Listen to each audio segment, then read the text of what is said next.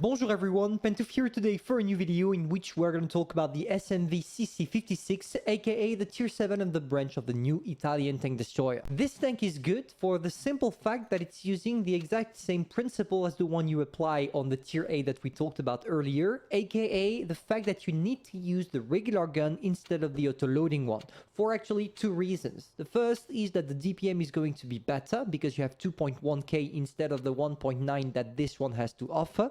But on top of that, it will allow you to be immune to getting pushed and things like that, because obviously when you reload in 8.7 seconds all the time and not in 22, 32, etc., depending on the number of shells you are about to shoot with the auto reloader, you are going to be a little bit more safe. Of course, same as the other Italian tank destroyer, you do not have the best mobility ever, which implies two things. You need not to play in an open field, otherwise if you get circled, it's over for you because you don't have a fully traversable turret. And most importantly, you need to stick with the rest of your team, because if you get rushed, there is nothing you will be able to do.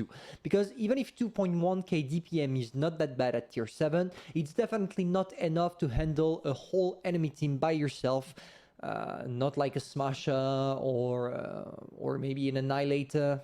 Broken tanks. The armor profile of the thing is quite good. You need to hide the lower plate as much as possible because that big thing, is your whole weak spot. When it comes to the turret, and specifically the two cupolas you see right there, it's effectively quite hard to get them in battle, because usually as you have a great gun depression that we need to recap, 7 degrees, you will be able to use your 7 degrees to artificially increase your armor profile, which is already angled when you take a look at the shape of the turret. And most importantly, if you do that, you will allow yourself to hide the weak spot, the lower plate. So always make sure to play this thing in all down and with the gun I showed you. That being said, you need to understand that this SMV tank is good only when you're playing in tier 7, at tier 7, because your armor will allow you to bounce tier 7. When it comes to tier 8, and specifically tanks like RHM, ISU-152, tanks equipped with really big caliber and therefore big penetration, those tanks will not care at all about your angling, your armor profile, your turret, your hull. They don't care. If they switch to gold, it's just over for you. So keep that in mind when you are playing against higher tier, to play a little bit less aggressively than what we're about to do in this one. So you see that the enemy SMV tried to get a hold down position going straight down the hill. This position that the guy called Black Dragon is taking right in front of us works only when you usually have 10 degrees of gun depression, which is not your case here because you actually have 7. And with 7 degrees of gun depression, you are kind of stuck to that position without the possibility of doing anything. If you try to circle, maybe, but of course the SMV is not a mobile tank, which means that it's not made for that at all. So what are we doing right now? You see that from the position we took, we have the advantage of showing only our hull to the opponents, because basically what they are seeing is this, which is from the distance impossible to penetrate. And this is the kind of thing that you need to do with this tank in order to get a couple of bounces. So for the moment, I'm trying as many snapshots and blind shots as I can on this position, because I know that there is the Bassotto. I did not manage to hit it a single time, but hey, if you don't try anything, you don't get any reward, right? So now it seems like the SMV wants to push. I go for Adrenaline, 7.3 seconds of reload, managed to snap 2 shells in the SMV, and we're gonna go for one on the Bassotto on the way. Bang, bang, bang, 1k damage taken in less than 30 seconds. That's for me, boys. And now you see what I talked about. 7 degrees of gun depression being not enough for you to play correctly on the position the SMV took, the enemy SMV. He decided to push, and that was his last mistake. He got totally crushed by the rest of my team. I feel like he was expecting me to be totally alone, because when you take a look at the map, you see that I have a heavy and a tank destroyer going up the other side.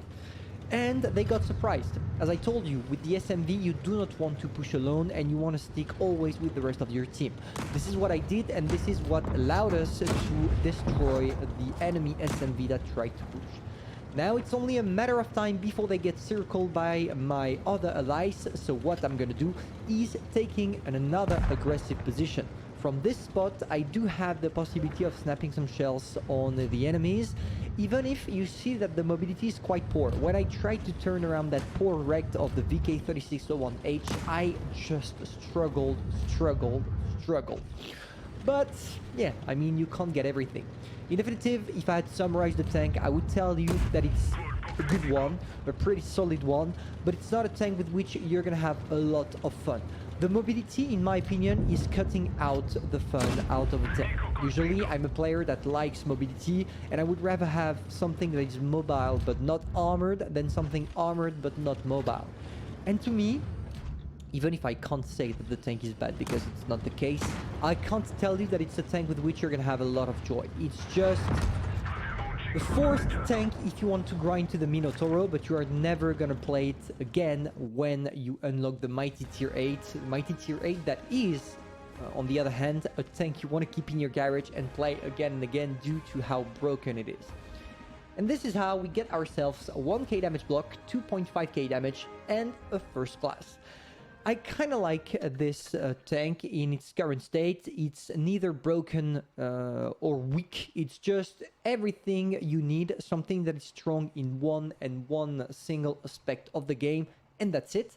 And it's perfect that way. So Wargaming did a pretty good job, a pretty solid one on this tank in my opinion. If you enjoy and if you agree with me, feel free to tell me in the comments. Same if you disagree. And if you enjoyed, of course, subscribe, like, and share. See ya.